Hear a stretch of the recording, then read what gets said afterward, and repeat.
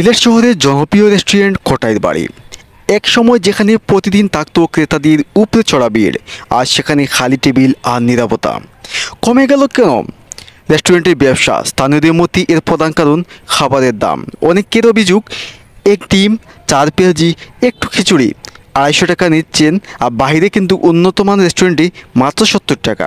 অনেকের মতো যদি খাবারের দাম কমানো হয় তাহলে আবারও মানুষের তাদের পরিবার নিয়ে আবার আসবে, আগের মতো জমজমাট হবে কোটাইর বাড়ি রেস্টুরেন্ট। সিলেটের জনপ্রিয় অভিনেতা কোটাই মিয়া সিলেটি নাটকের আরও কয়েকজন জনপ্রিয় অভিনেতাকে নিয়ে কোটাইর বাড়ি রেস্টুরেন্ট চালু করেন। যখন আমরা প্রথম দিকে আসি মানুষের এত ভিড় ছিল, দাঁড়ানোর জায়গা ছিল না, কিন্তু যত দিন যাচ্ছে কমছে কোটাইর বাড়ি রেস্টুরেন্টে মানুষের আনাগোনা। শুধু দাম নয়, প্রতিযোগিতা বেড়েছে।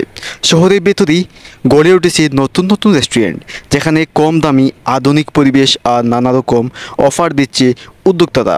তাই ক্রেতারা যাচ্ছে অন্যদিকে। তবুও প্রশ্ন থেকে যাচ্ছে, মান ধরে রাখার পাশাপাশি দামের ভারসাম্য রাখতে না পারলে একটি রেস্টুরেন্ট কি শুধু নামের খাতিরে টিকে থাকতে পারে?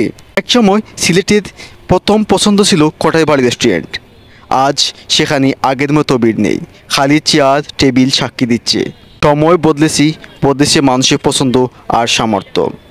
এখন সবার মনে একটাই প্রশ্ন, কোটাই বাড়ি রেস্টুরেন্ট কি আবার ফিরে পাবে আগের মতো জনপ্রিয়তা? একটা ব্যবসা যদি একজন অভিনেতা একজন অভিনেত্রী নামে যদি শুরু করা হয়, তাহলে কি সেই ব্যবসা জনপ্রিয়তা অর্জন করতে পারে? বা একটা ব্যবসা কি মানুষের মন জয় করতে পারে? সর্বশেষ হচ্ছে, একটি ব্যবসা টিকে রাখতে হলে সততা এবং মানুষের মনের ভারসাম্য নিয়ে ব্যবসা শুরু করতে হয়।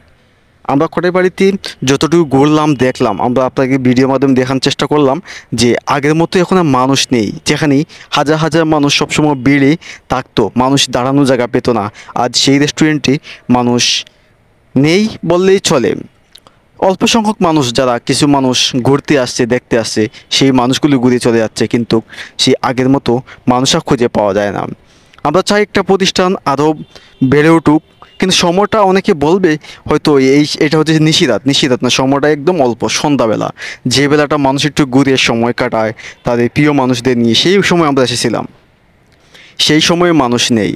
হয়তো আমরা আশা করি এই প্রতিষ্ঠানটি আবার ঘুরে দাঁড়াবে, কিন্তু সেই প্রতিষ্ঠানে মানুষের মনের সাথে ভারসাম্য মিলিয়ে যদি ব্যবসা আবার করা হয়, তাহলে অবশ্যই মানুষের মন আবার জয় করবে।